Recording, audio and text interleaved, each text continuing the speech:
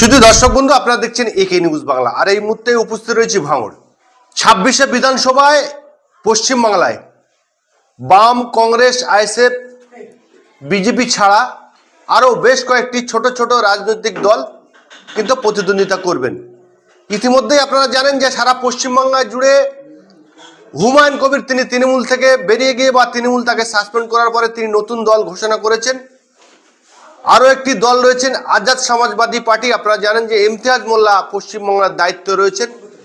আর আমার সঙ্গে যিনি দাঁড়িয়ে রয়েছেন শাহ আলম মোল্লা মহাশয়, তিনি ভাঙড়ের ভূমিপুত্র। তারাও একটা নতুন দল করেছেন। তাদের দল হচ্ছে শিক্ষা সমৃদ্ধির দল, সেই দলের তিনি সম্পাদক। এই সমস্ত বিষয়ে আলোচনা করব যে তাদের চিন্তা ভাবনা, তাদের কি লক্ষ্য। 2026 যে বিধানসভা, এই বিধানসভাটা পশ্চিমবাংলার মানুষের জন্য খুব একটা গুরুত্বপূর্ণ বিধানসভা বলে আমরা শিক্ষা সমৃদ্ধি পার্টি মনে করি। কারণ হচ্ছে পশ্চিমবাংলার যে বর্তমান পরিস্থিতি, রাজনীতি যেটা চলছে, যে রাজনীতি আগে পশ্চিমবাংলায় ছিল না, এবার 2026-এ সেই রাজনীতির আমদানি হবে। পশ্চিমবাংলার বুকে এবারে ধর্মীয় রাজনীতির খুব একটা প্রভাব দেখা যাবে। সেটা মসজিদ নিয়ে হবে, সেটা মন্দির নিয়ে হবে, ধর্ম নিয়ে বিভিন্ন রকমের রাজনৈতিক দলেরা তারা চেষ্টা করবে নিজ নিজ ধর্মের মানুষদেরকে তাদের রাজনৈতিক দলের ভোট বাক্সে যাতে তার প্রভাব ফেলে সেই চেষ্টা করবে। আমরা শিক্ষা সমৃদ্ধি পার্টি এই সমস্ত বিষয়ের উপরে আমরা কোনো মতেই আগাবো না। আমরা মানুষের উন্নয়নের কথা বলবো, যেটা মানুষের মুর্দা বিষয়, শিক্ষা, স্বাস্থ্য, কর্ম। আমরা সেই শিক্ষা, স্বাস্থ্য, কর্মের উপরে দাঁড়িয়ে থাকবো, মানুষের কাছে আমাদের বক্তব্য তুলে ধরবো। মানুষ বুঝবে তাদের মূল সমস্যা কী, সেই সমস্যার কথা তারা বুঝে নিশ্চিতভাবে আমরা মনে করি মানুষ উন্নয়নের স্বার্থে, কর্মের স্বার্থে, কলকারখানার স্বার্থে, কাজের স্বার্থে মানুষ এবার 2026 সালে ভোট দেবে। আমরা শিক্ষা সমৃদ্ধি পার্টি, আমাদের মূল লক্ষ্য থাকবে মানুষকে বিভ্রান্ত করে যারা ধর্মের নামে রাজনীতি করবে তাদের থেকে মুখ ফিরিয়ে নিয়ে যাতে মানুষ মূল স্রোতে কর্মের দিকে ফিরে আসে, সেই চেষ্টা আমরা করব। এবং এবার আমরা আশা করছি শিক্ষা সমৃদ্ধি পার্টি সেই আশা রাখে মানুষ এবার কর্ম, শিক্ষা ও স্বাস্থ্যের উপরে ভিত্তি করেই ভোট দেবে। এই ইতিমধ্যেই দুটি নতুন রাজনৈতিক দল যারা আত্মপ্রকাশ করেছেন, আপনাদের দল আত্মপ্রকাশ করেছে। আর 22শে ডিসেম্বর হুমায়ুন কবির, সেই জায়গায় দেখছি যে সমস্ত ফোকাস কিন্তু এই হুমায়ুন কবিরের দল বা হুমায়ুন কবির ছিনিয়ে নিয়েছেন। সেই জায়গায় আপনারা 1 মাসের পুরনো দল হলেও তেমন ভাবে পশ্চিমবাংলার মানচিত্রে আপনাদের নাম খুব একটা মানুষ জানছে না।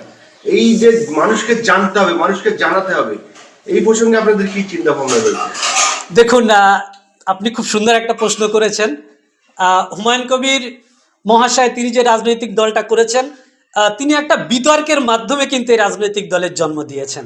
উনি যে রাজনৈতিক দলের সঙ্গে ছিলেন, সেই রাজনৈতিক দলের একটা গুরুত্বপূর্ণ জায়গা থেকে ছিলেন। তিনি নিজে একজন এমএলএ ছিলেন এবং শাসকের একজন এমএলএ ছিলেন, কিন্তু সেই তাদের মধ্যে নিজেদের আন্ডারস্ট্যান্ডিং, বোঝাপড়া, কিছু চাওয়া পাওয়ার মধ্যে বিভেদ ছিল। সেই বিভেদের মধ্য দিয়ে তেনার একটা রাজনৈতিক দল তৈরি হয়েছে। সেই রাজনৈতিক দল আজকে বাংলার মানুষের কাছে তিনি আত্মপ্রকাশ ঘটিয়েছেন। একটা বড় অংশের মিডিয়া ফোকাস, যেটা আপনি বলছেন, অ্যাকচুয়ালি মিডিয়াদের ফোকাস কিন্তু হুমায়ুন কবিরজির সঙ্গে গিয়েছে, কিন্তু এটা কিন্তু বেশি দিন থাকবে না। কারণ মানুষ পরে বুঝবে এবং দেখবে যে কোথায় কি পরিস্থিতির মধ্যে দিয়ে মানুষকে আগাতে হয়। আমরা শিক্ষা সমৃদ্ধি পার্টি তৈরি আছি, নজর রাখছি। আর আমাদের যে ফোকাসের বিষয়ে কথা বলছেন, আমরা অলরেডি পশ্চিমবাংলার বুকে বহুত লোকের কাছে আমাদের পৌঁছে গিয়েছে আমাদের বক্তব্য। আমরা মিডিয়ার মাধ্যমে, আমরা আমাদের বিভিন্ন কর্মের মাধ্যমে, আমাদের যে টিম ওয়ার্ক আছে সেই টিম ওয়ার্কের মাধ্যমে আমরা অসংখ্য মানুষের কাছে অলরেডি পৌঁছে গিয়েছি। শুধু যে মিডিয়ার মাধ্যম দিয়ে লোকের কাছে পৌঁছতে হবে এটা নয়, মিডিয়া হচ্ছে একটা মাধ্যম অসংখ্য মানুষের কাছে পৌঁছে যাওয়ার। এবং তারপরেও বলছি যে পার্টির কর্মী এবং পার্টির যে সাধারণ লেবার বা কর্মী যারা আছে গ্রাউন্ড লেভেলে যে কাজ করছে, আর আমাদের পার্টিটা তো তৈরি হয়েছে সাধারণ মানুষের সঙ্গে কথা বলে, তাই হাজার হাজার মানুষ কিন্তু আমাদের, লাখ লাখ মানুষ আমাদের সম্পর্কে চেনে জানে এবং আমাদের পার্টির কথা অনেকের কাছে পৌঁছেছে। বিভিন্ন শ্রেণীর মানুষের কাছ থেকে আমাদের এই পার্টির সুনাম সুখ্যাতির কথা তাদের কাছে পৌঁছেছে, তারা আমাদেরকে ওয়েলকাম জানাচ্ছে। এবং অনেকেই এরকম হচ্ছে যে অনেক জায়গাতে বলছে আমাদের এখানে ক্যান্ডিডেট দিতে হবে, ওখানে ক্যান্ডিডেট দিতে হবে। আমরা সেটা এখন হাইলাইট করছি না, কারণ রাজনৈতিক পরিস্থিতি যেভাবে চলছে বেশি হাইলাইট করলে সেটা অনেকটা অসুবিধা হতে পারে। আমরা গ্রাউন্ড লেভেলে গুপ্তভাবে সংগঠন করছি, আমরা গেরিলা সংগ্রামের মাধ্যম দিয়ে আমরা এই 2026 আমাদের শিক্ষা সমৃদ্ধি পার্টির সেই কর্ম করিয়ে দেখিয়ে দেবে বাংলার মানুষের সামনে। দেখুন, আমাদের দলের যে প্রেসিডেন্ট, তিনি হাইকোর্টের একজন লয়ার। অনেক দিন ধরে, অনেক বছর ধরে তিনি হাইকোর্টে প্র্যাকটিস করছেন। তাঁর একটা সম্মান ইজ্জত আছে, মানুষের কাছে তার একটা গ্রহণযোগ্যতা আছে।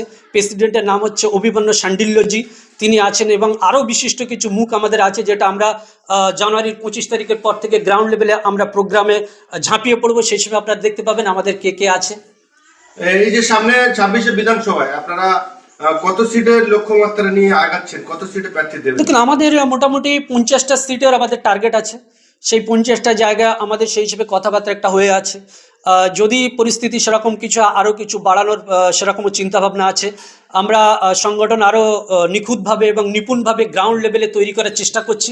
পরিস্থিতি অনুকূলে যেটা হবে সেটা, তবে মিনিমাম টার্গেট 50 আছে। আমরা এখনো পর্যন্ত আমরা সেই হিসেবে কারোর সঙ্গে কোনো কথা বলিনি, বা আমরা সেই হিসেবে আলোচনার টেবিল এখনো আসেনি। কারণ আমাদের পার্টির কিছু কাজ আছে যেগুলো আমরা গ্রাউন্ডে তৈরি করছি, আমাদের কিছু সাংগঠনিক কাজ আছে, সেই কাজগুলোকে আমরা গোছাচ্ছি। আমরা জানুয়ারি মাসের 15 তারিখ পর্যন্ত আমরা আমাদের এই কাজগুলো করব। জানুয়ারি মাসের 15 তারিখের পর থেকে আমরা সিদ্ধান্ত নেব যে কিভাবে কি করব। আমাদের পার্টি যেভাবে টিমগত আলোচনা হবে তার উপরে ভিত্তি করে আমরা আগাবো।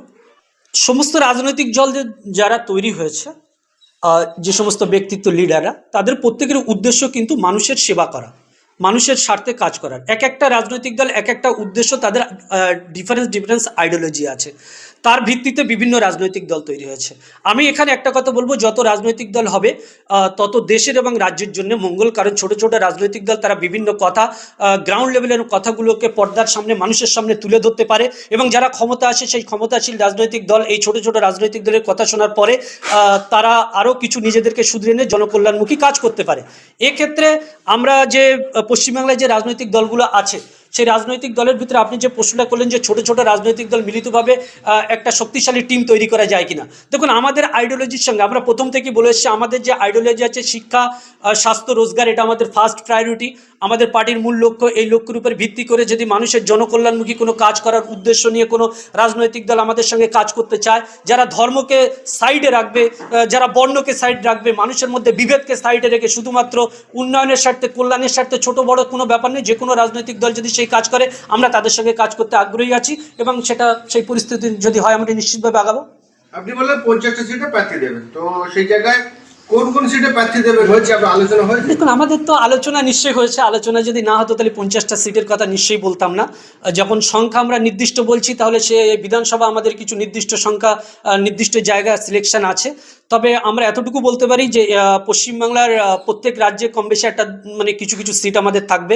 তার মধ্যে আমি নির্দিষ্ট আজকে বলবো না যে কোন কোন কেন্দ্রে হচ্ছে, তবে আমাদের মেদিনীপুরে আমাদের সিট থাকবে, পুরুলিয়াতে থাকবে, বাঁকুড়িয়াতে থাকবে, উত্তর 24 পরগনা, দক্ষিণ 24 পরগনা সিট এরকম, হুগলি, হাওড়াতে এরকম ছড়িয়ে ছিটিয়ে কিছু কিছু প্রত্যেকটা জেলাতে আমাদের রাজনৈতিক মানে আমরা প্রতিদ্বন্দ্বিতা করছি এবারে। নওশাদ সিদ্দিকের কেন্দ্রে অর্থাৎ ভাঙড় কেন্দ্রে প্রার্থী দেওয়ার চিন্তা ভাবনা রয়েছে আপনাদের? দেখুন, নওশাদ সিদ্দিকী ভাইজানের বিরুদ্ধে ক্যান্ডিডেট দেওয়ার আমাদের কোনো পরিকল্পনা নেই, সেটা আমি নিজে আগে মিডিয়ার সামনেই প্রকাশ করেছিলাম। তার কারণ হচ্ছে নওশাদ সিদ্দিকীর সঙ্গে আমাদের মূল লড়াই নয়। আমাদের মূল লড়াইটা হচ্ছে রাজ্য যারা চালাচ্ছে এবং কেন্দ্র যারা চালাচ্ছে, যারা সরকারে আছে, যারা কুশাসন কায়েম করতে চায়, যারা মানুষের বিরুদ্ধে রাজনীতি করতে চায়, যারা দুর্নীতি করতে চায়, অন্যায় অত্যাচারের মাধ্যম দিয়ে মানুষকে বিভ্রান্ত করে মানুষের ঐক্য, মানুষের ভ্রাতৃত্ব, মানুষের উন্নয়নকে যারা স্তব্ধ করতে চায়, তাদের বিরুদ্ধে আমাদের লড়াই। সেক্ষেত্রে আমাদের পশ্চিমবাংলায় তৃণমূল কংগ্রেস ক্ষমতা আছে সুদীর্ঘ প্রায় 15 বছর ধরে, তাদের অপকর্মের বিরুদ্ধে আমাদের লড়াই থাকবে। আমরা পশ্চিমবাংলার তৃণমূল কংগ্রেসের বিরুদ্ধে এই 2026-এ আমরা লড়াই করব। এবং যে সাম্প্রদায়িক দল ভারত জ্বালানি পার্টি, যে বিজেপি, তারা ভারতবর্ষ যেভাবে মানুষকে বিভ্রান্তের মধ্যে রেখে দিয়ে ভারতের মানুষকে একটা অস্বাস্থ্যকর পরিবেশের মধ্যে ঠেলে দিয়েছে, সেই বিজেপি সরকার যাতে পশ্চিমবাংলার ক্ষমতায় না আসতে পারে তার জন্য আমাদের লড়াই হবে। পশ্চিমবাংলার বুকে 3টি রাজনৈতিক দল বিধানসভায় আছে, একটা তৃণমূল কংগ্রেস, একটা ভারতীয় জনতা পার্টি এবং আইএসএফ সংযুক্ত মোর্চার পক্ষ থেকে তিনি একমাত্র বিধায়ক। আমরা বৃহৎ স্বার্থে, বৃহৎ মানুষের লড়াইয়ের জন্য, আমরা শক্তির বিরুদ্ধে লড়াইয়ের জন্য, অপশাসনের বিরুদ্ধে লড়াইয়ের জন্য, আমরা সিস্টেমের বিরুদ্ধে লড়াইয়ের জন্য এসেছি। সেখানে নওশাদ সিদ্দিকী ভাইজান একা এবং তার সেই জায়গায় অত রোল নেই, তাই আমরা নওশাদ সিদ্দিকীর বিরুদ্ধে লড়ছি না। ওই দুটি রাজনৈতিক দলের বিরুদ্ধে আমাদের মূল লড়াই থাকবে।